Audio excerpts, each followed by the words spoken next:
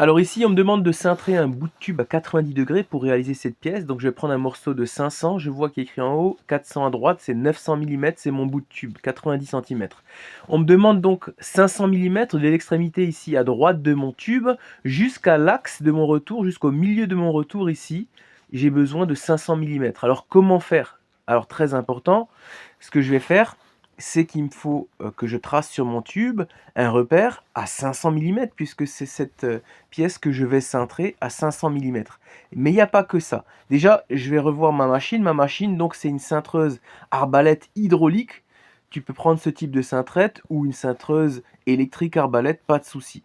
Je vais sur mon tube, donc j'avais besoin de 500 millimètres à l'axe. 500 millimètres, c'est comme 50 centimètres. Je mets un repère. Je vais mesurer l'intérieur de mon tube. Si je ne connais pas par cœur, je le mesure. Donc l'intérieur de mon tube, je peux aller le mesurer à l'avant ici. Voilà, je mesure l'intérieur de mon tube. Et de mon repère, je vais déduire ce diamètre. J'ai mon repère ici à droite et je vais déduire ici 20 millimètres ou 2 centimètres puisque c'est du 3 quarts. 3 quarts, le diamètre intérieur, c'est 20 millimètres.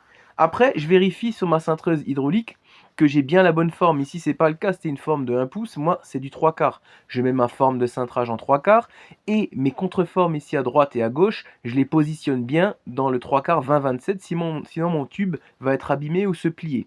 Une fois que ça c'est bon, je prends mon tube, je le positionne sur mon deuxième repère, celui où j'ai bien déduit le diamètre intérieur du tube.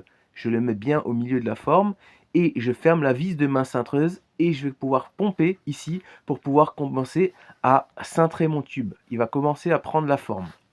Très important, pour me repérer, je vais prendre une équerre et je vais tracer ici une ligne, une génératrice qui s'appelle la fibre neutre.